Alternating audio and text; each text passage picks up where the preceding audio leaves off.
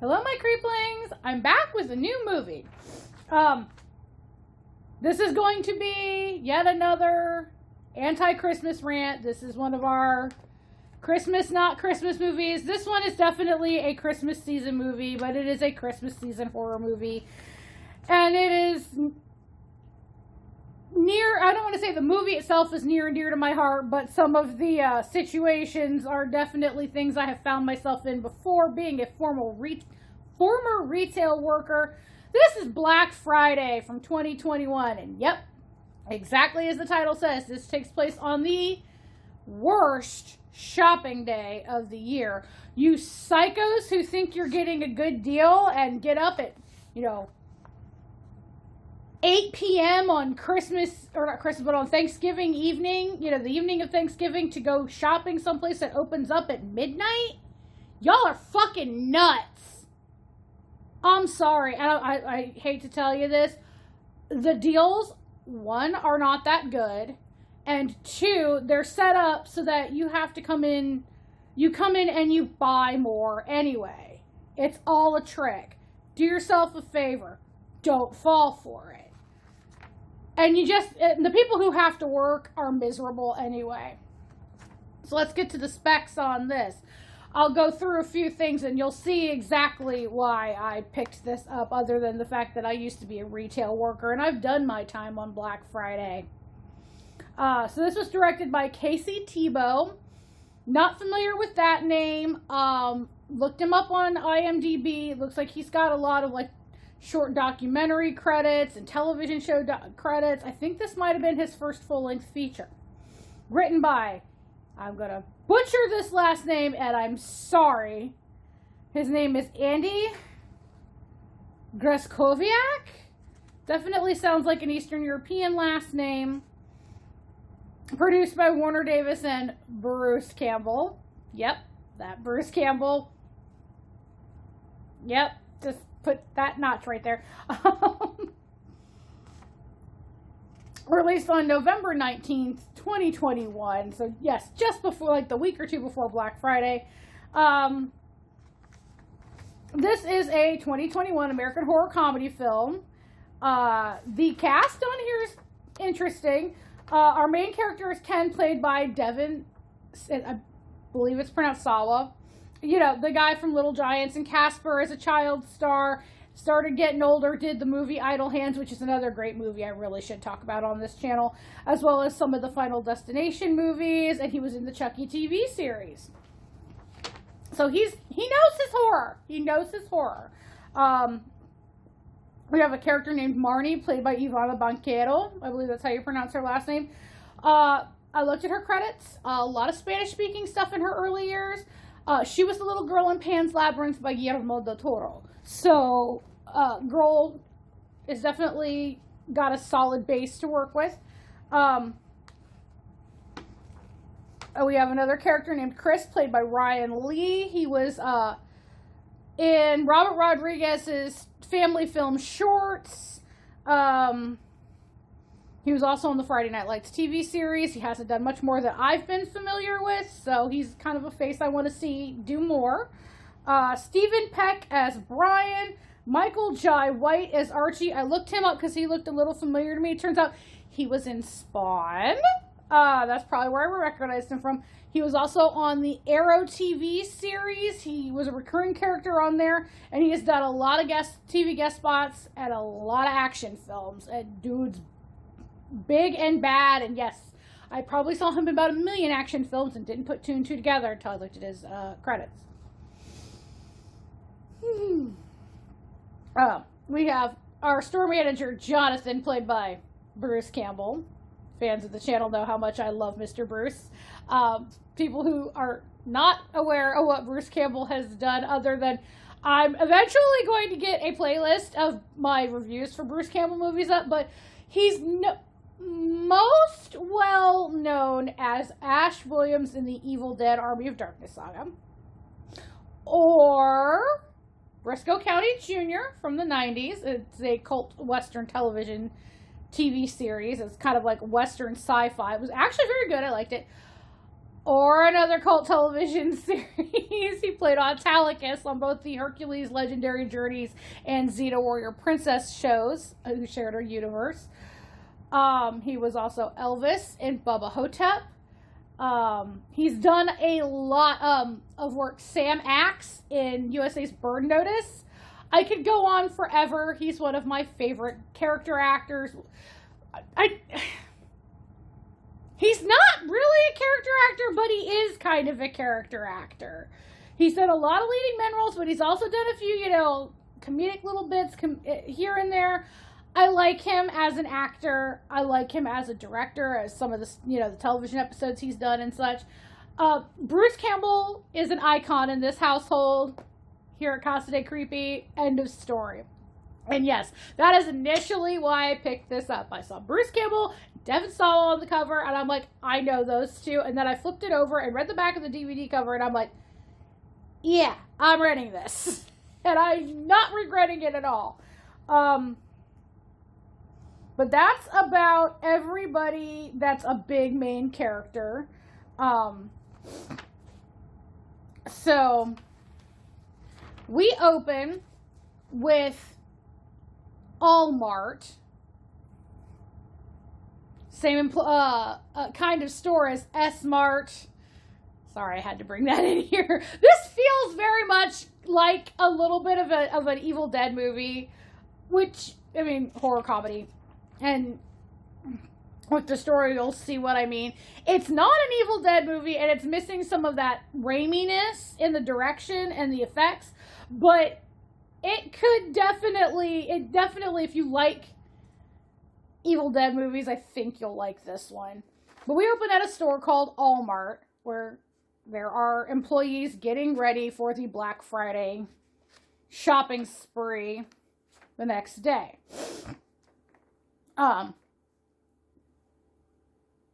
There's a meteor shower, and one of them crash lands, a little chunk of one, in the Allmart. And, Monty is a guy working at the Allmart, and he goes to check it out. And instead of finding a chunk of smoldering rock, he finds what looks like a flesh booger that is alive and moving. Ugh. Oh, I forgot to mention. Robert Kurtzman makeup effects. So one of the guys from K&B, his company did the effects on this, and they did very, very well. So going back to the flesh booger, done very convincingly. It attacks Monty, which turns him into a monster who attacks his two co-workers who find him. See where I'm going? It's like a zombie movie. There are shades of Slither in this, which another one of those movies I absolutely loved. So there's shades of Slither, shades of zombie movies, shades of Evil Dead, all wrapped up in one big horror comedy bow with a great cast. I'm going off, I know, but I really did like this film. So that's opening. We go into opening credits with a very kind of Frank Sinatra-y Christmas Carol, which is about shopping and giving gifts. I may end up downloading it. I don't know. And it's the credits are all, shots of people shopping and, getting you in the kind of the mindset of, we're going into Black Friday shopping. Yay. Credits are done. We cut to the meat of the story. Ken, the Devin Sawa character, is dropping his two daughters. Now, I will say it's kind of cute. It looks like they got sisters to play the two daughters, Ripley and Matea Theobald. I believe that's how you pronounce their last name. It looks French. He's dropping them off at his ex-wife's, or ex-girl, their mom, basically, and her new husband. Now, the girls protest, come on, Dad, this is kind of pathetic. They don't really like the new husband. Not that he's mean or anything, it's just he's kind of dull and boring, and he farts a lot, wears Axe body spray. typical, kid complaints. They want to spend Thanksgiving with their dad. They're like, come on, we had to have Thanksgiving breakfast with you. This is not cool. He seems like a good dude. Just, good dude who's not in the best of circumstances. The girls go with mom and the new husband, Grant. And, once the girls are safe inside, he heads off to go pick up his coworker, Chris. Now, Chris is young. Chris is a germaphobe. And Chris is very kind of meek and mild. His dad's a dick. And his mom, you can see that she cares about him, but she's got to deal with her boorish, dickish husband. But he presses on and gets into the car with Ken, and they go to their job at We Love Toys. So it's kind of like a KB Toys, rest in peace, or Toys R Us, rest in peace. It looks like for the set they took over an abandoned Joann Fabrics. Again, rest in peace, my beloved crafting and fabric store. A lot of defunct companies I just mentioned there. That were at one time giants of their field. But that's great, because if you ever remember how these stores are set up, it's a big open space with, the shelves were kind of modular. So that was really cool with the way that they filmed this. They could get up on top of shelves and get some good, angles. So the store is closed. They're in pre-opening procedures for Black Friday. Shoppers are already lined up. Everyone's using the back entrance. They get in, and we're introduced to other co-workers like Emmett, the new guy, who's only been there since the first of the month. Poor dude. Anita. Now, Anita is the store suck-up. She's almost always employee of the month. She's very much, the handbook says this, we need to do this, smile, all that.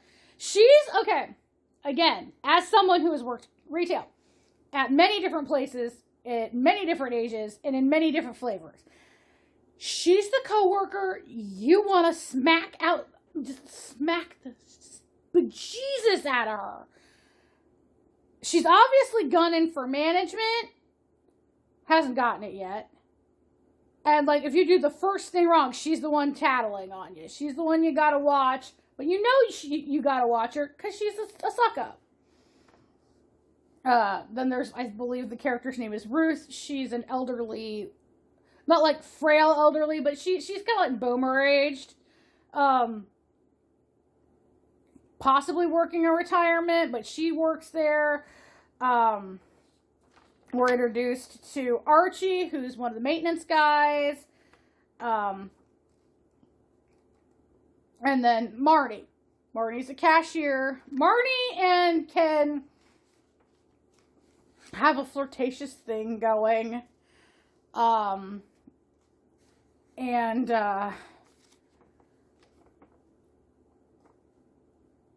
They're getting ready to open the store. Now, they do have a coworker named Bircher.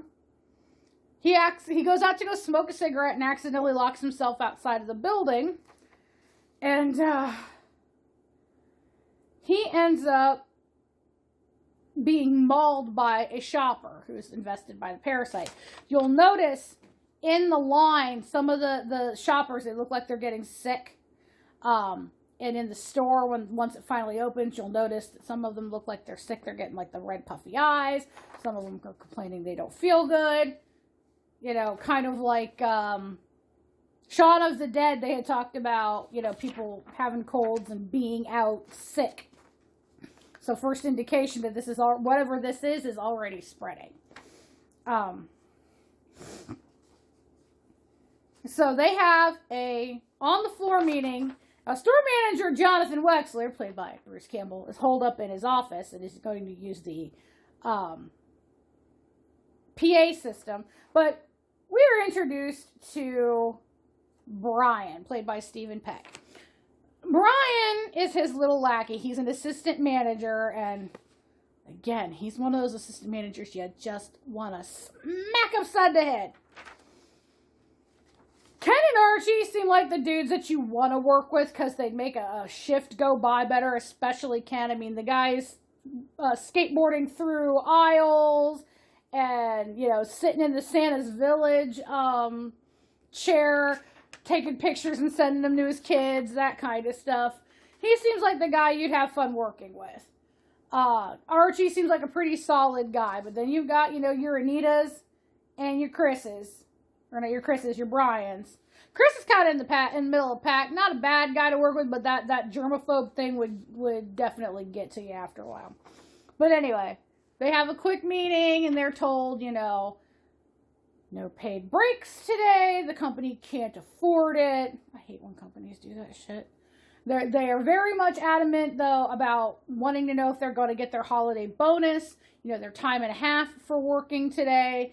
And Brian is like, yes, as of right now, yes. Because let's face it, if you're going to be skipping out on holidays with your family, you better be fucking getting paid for it. This, again, is why, unless you are an absolute necessity to keep emergency services going. For example, gas stations. Sorry, ambulances and cop cars need their gas. I will give you, on Thanksgiving and Easter, half a day. Because by the time noon, 1 o'clock rolls around, most people are eating with their family if they celebrate the holiday. And here in the United States where I'm at, I know a lot of people celebrate Thanksgiving. It's not a religious thing for them. It's not really a religious holiday, period. I know celebrations are changing because of, our view on history and everything, but whatever it is, Thanksgiving has now morphed into a day to, one, be with your family, because it's so rare that we get days off to do that, to be with our extended families. And two, stuff yourself with good seasonal foods, which you don't need to be religious for that one. Now, Christmas and Easter, those are religious holidays, but they've been secularized, so... And again, a lot of that is around breaking bread and eating food. So I will give a grocery store being open from 6 to 1 or 6 to 2. After that, y'all can fucking close down. Hospitality workers, I'm sorry, but, some of these relatives from out of town do need a safe place to stay, so hotels need to be open. Hospitality sector like that needs to be open. But everybody else, there's no reason for fucking Kohl's to be open on Thanksgiving and Easter. There is no reason for McDonald's to be open on Thanksgiving and Easter. You can get food at the gas station. There is no reason for any of that shit other than corporate greed. And that's, that's why the workers are so adamant in this meeting about wanting to have their time and a half, because if I'm missing out on time with my family, y'all better be compensating me for it. And I'm fully on that page as well. I will get down off my soapbox now. I know. I get fired up about a lot of things. Okay. So, store's open a little while. People are shopping. We have someone had thrown up in one of the aisles. The customers are slowly turning sick and violent as the mutation starts spreading. Everyone finally gets it that it's the shoppers that are turning into murderous creatures. Mutants, whatever you want to call them. Yeah, everyone's attacked here, there, and everywhere. Chris is the first one attacked when he goes to clean up the puke. And he grabs something nearby and just smacks this woman onto a shelf of what were they called? what are they called? They're not big wheels. They're those kid-sized Tonka trucks with the batteries on them. Can't remember what they're called. They're real popular when I was a kid. And they think, oh my God, he snapped. And they take him to an office and zip tie him to a chair thinking, he's going to need to be arrested for assault. This starts the latter effect of more shoppers mutating and attacking people. So soon enough, they're all holed up in one of the back areas of the store. Poor new kid, Emmett, had been attacked. And he, in front of everybody, turns. And he ends up emitting a tentacle that kills Anita. So the brown nosy bitch is off the table, thank God. Emmett goes full, transformation, and he flees towards the store Santa's Village display. Now they're in this back room trying to get a call out. They can't call emergency services. They can't get a hold of the police, any of that. So Jonathan tries calling another store, and they do manage to get through. But you find out that the same thing is happening at this store, and the woman's voice on the other line is like, do not let them gather. For some reason, they are starting to get, and then their phone goes dead. So obviously that other store has fallen to whatever happened. Or at least that's what it's alluded to. So they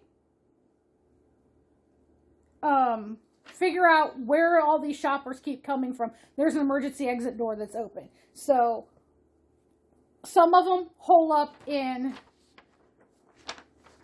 the office, but Archie leads Chris and Brian through the horde to go close the door to keep more, infected from getting inside. Now, everyone else, so Ruth, Jonathan, Ken, and Marnie are hiding in the office. Well, there's a bathroom across the hall from the office. The men go to the men's room because, Jonathan does actually have to go. And Ken, this is what I mean by this guy. This is the guy you kind of want to work with. He apparently has some alcohol stashed in the drop tile ceiling. And that's what he's looking for, a stash. Well, he manages to knock it out, and it cracks on the ground. When he goes to clean it up, he notices feet in the next stall. And, it is an infected. It's a guy from before, grabs Archie at the beginning of the night. He's like, I gotta go to the bathroom. Apparently he turned while he was in the bathroom. He attacks, and they subdue him, while the other boys get the door shut and start coming back. Now, also while this is going on, Marnie notices on the security cam all the shoppers, all the infected, are headed towards the Santa's Village in the center of the store. So she sneaks over there, and she sees that they're being assimilated into a lump. Very much shades of the Grant monster in Slither. So, again, like I said, a little bit Evil Dead, a little bit of Slither, kind of like the mix. Very interesting. And this thing's getting big. And it's like everybody is just being attracted to it. So the exit door is secured. Everybody regroups on the store's floor. And they think, okay, so now we can stop, we can make a plan. Ruth is at the big glass door with, the windows and the door up front. She's like, I think I see the cops. Yeah, she saw the cops. It's a speeding police car crashes right through the front window, takes Ruth out, which means more mutated shoppers start pouring in, and we lose Archie. But Archie does not go down without a fight. he does it trying to help Chris flee. So this is where we get to see some of that action that the actor Michael J. White is known for as an action-oriented actor who does action films. So the remainder of the group, so we have Ken, Marty, Chris, Brian, and Jonathan. They barricade themselves in the storeroom. It's a quiet moment, and they start talking about their tenures at the store. And but you find out that Ken's been there for like 10 years, and he thought it was just going to be temporary. He took the job because he was laid off. You find out Jonathan took the job because he had no friends and no place to be, and he, this is now his, place to be, his thing. Chris, he's like, it's kind of weird working at a place where you used to beg your parents to take you as a kid, and then he launches off onto this rambling, it's not fun, it's not magical, it's hell. And I mean, he's basically right.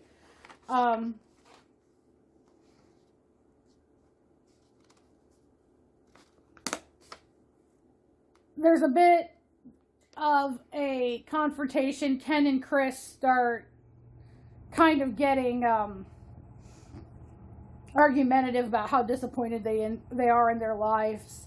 And Marty she gets so PO'd. She calls Ken out for, basically not taking her out on a date, not like real date, not just pancakes after work, and not introducing him to his kids. She's like, you're not my boyfriend. He's like, well, we made out in the storeroom or in the break room. And she's like, it was just to pass the time because, you're not acting like I'm an actual girlfriend. Kind of, stuff that would sting. So we get another mutant breaching the storeroom. There's a commotion. Ken's got a bite mark now. So we presume he's now infected and he'll transform. So Ken stays behind to be a distraction while the other four go to the loading dock to try and get to a truck so that they can escape. They do manage to get to the semi, and it turns out that nobody can drive it. Chris knew that the keys were still in the truck, and he manages to get in, and he's like, I can't drive this thing. So they have to fight their way out, and they end up making their way to the roof. Well, Ken is, I don't want to say he's goofing off, but he's definitely trying to figure out, he's waiting to change. So he grabs this, what's supposed to be the season's hot new toy. It's a bear called Dour Dennis that basically complains is a teddy bear that complains like a middle-aged man. It is defective, so they had to pull it off the sales floor. Well, he grabs one, and he's like barricading himself, and this bear's just, nyet, nyet, nyet, saying his, boring middle-aged man's catchphrases, and he's starting to spark out. Well, he starts a fire.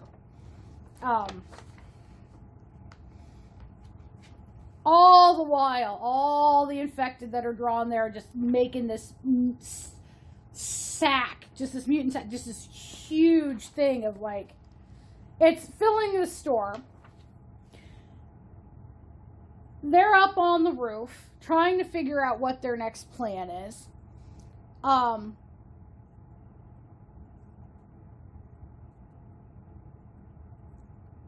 And Jonathan finally kind of loses it a little bit.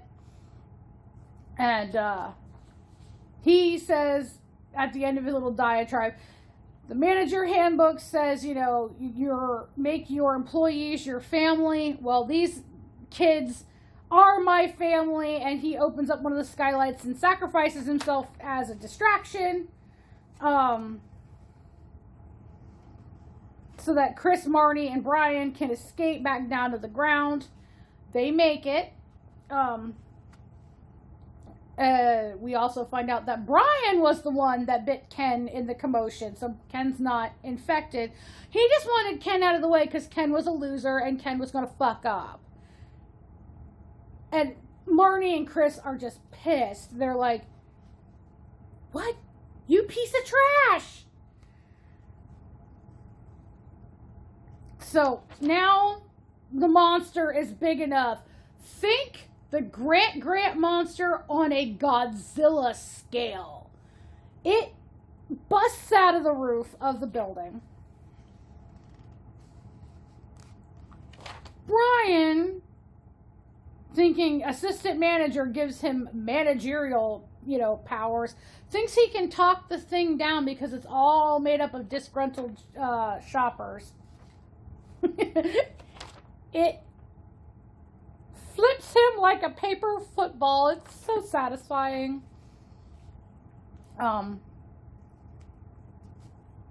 though, does manage to escape, and he rejoins Chris and Marnie outside. Now, again, while he's holed up in there, we did get confirmation that Ken's girls are safe. If you're like me, you're sitting there wondering what's going on in the rest of town. Apparently, this is happening all over. And then you start thinking, oh my God, are his kids safe? Because his kids are, the oldest is probably no more than 11. The younger one, maybe 7. They were young. And it's like, so he gets a text from his ex-wife. Me and the girls are safe. They set up a safe haven. I couldn't read it all very well because, of course, the phone screen's cracked, tropiness. But the girls are safe. And he's like, he's got something to live for, something to go for. They regroup. Ken acts as a distraction so that Chris can finally use the skills that he picked up learning the forklift to trick the monster into swallowing the forklift. Didn't quite swallow him. It ended up smacking him in the face, and it just ends up collapsing back down into the flaming building. Ken, Chris, and Marty make it to Ken's car, and that's when Ken's like, my girls are safe, they set up safe havens, let's go. And they end up driving off into the sunset. But as they drive off, you see more of these massive sack monsters breaking out of other stores in the distance. So this was not an isolated thing. And that's the end of the movie. I liked it. I almost kind of had some weird flashbacks of some bad Black Friday moments I've had. But dude, the character, the coworker types, spot on. I liked seeing Bruce as the kind of dad of the group, where he's not, the savior type character like Ash Williams is, but still in this horror comedy thing. I really did quite enjoy it. Love that man, by the way. Just absolutely love him. I liked the story. I liked the creature effects. This was if you were a retail associate and have worked more than one Black Friday in your life, you're going to appreciate a lot of things about this film. Just some random notes.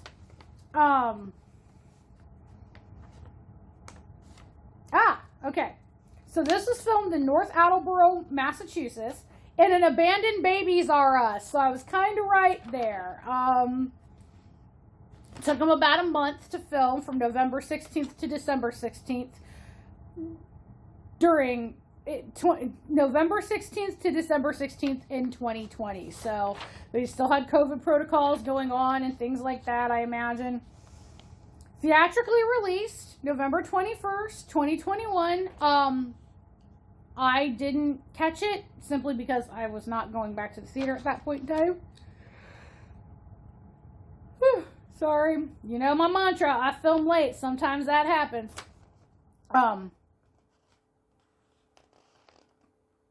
Now, worldwide,